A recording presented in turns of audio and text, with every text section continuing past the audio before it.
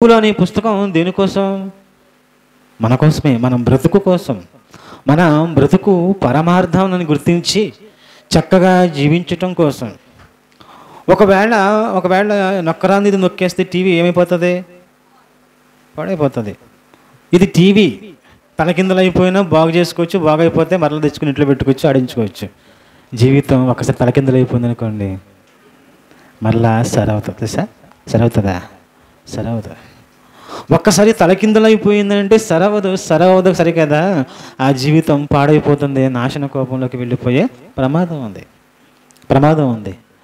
అందుకే మీరు ఆలోచించేయండి, దేవుడు ఈ జీవితాన్ని ఎందుకు ఇచ్చాడు అని అంటే, దేవుడు తన కోసం వినియోగించి, తన కోసమే బ్రతుకుతామని, తన కోసమే ఆలోచన చేస్తామని, తన కోసమే మనము ఎన్నో కార్యక్రమాలు చేస్తామని దేవుడు ఈ దేహాన్ని, ఆయుష్ కాలాన్ని దేవుడు మన చేతుల్లో పెడితే మన ఇష్టానుసారంగా జీవించి దీన్ని ఏం చేస్తున్నాం? పాడు చేసేస్తున్నాం.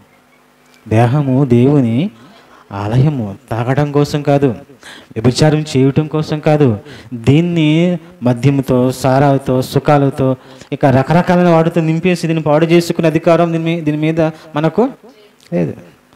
పెళ్లి చేసుకుంటేనే దేహం మీద హక్కు మనకు లేదట. ఎవరికి ఉందట? చేసుకున్న వారికి. భార్య అయితే భర్తకు, భర్త అయితే భార్యకు హక్కు, వారికి ఉన్న దేహం మీద. అలాంటిది దేవునితో మనం ఏమైపోయాం? కనెక్ట్ అయిపోయాం. దేవునితో మనకేమైంది? వివాహం అయ్యింది. కనుక మన దేహము ఇక మనది కాదు. ఎవరిది? దేవునిదే. మన ఆలోచనలు దేవుని గురించే. మనం దేవుని గురించి ఆలోచన చేయకుండా లోకం గురించి, సైతం గురించి ఆలోచన చేసాం అనుకోండి, భార్య ఎవరి గురించి ఆలోచన చేయాలి? ఏంటమ్మా ఆలోచన చేస్తున్నామంటే పక్కింటి కోసం ఆలోచన చేస్తున్నాడు అనుకోండి, ఎలా ఉంటుంది? ఎవరో అబ్బాయి ఉండి అంతమాల నా కళ్ళకు వచ్చేస్తున్నాడు, పదే గుర్తొస్తున్నాడు అంటే, అయితే నడవమ్మా ఇంటికి, చదువుకో దుకాణం అంటాడు. ఎందుకు? ఆమె అతని సొంతం, అతను ఆమెకి సొంతం. వేరే వారికి అవకాశం లేదు. అదేవిధంగానే మనము దేవునికి సొంతం, దేవుడు మనకు సొంతం. మన దేహము దేవునికి సొంతం, దేవుడు మనకు సొంతం. మన ఆయుష్ కాలము దేవునికి ఇవ్వాలి. ఈరోజు ఈ దేహాన్ని మనం ఏం చేస్తున్నాం తెలుసా? ఏం చేస్తున్నాం? అన్ని కార్యక్రమాలకు వాడుతున్నాం, అన్ని పనులకు వాడేస్తున్నాం.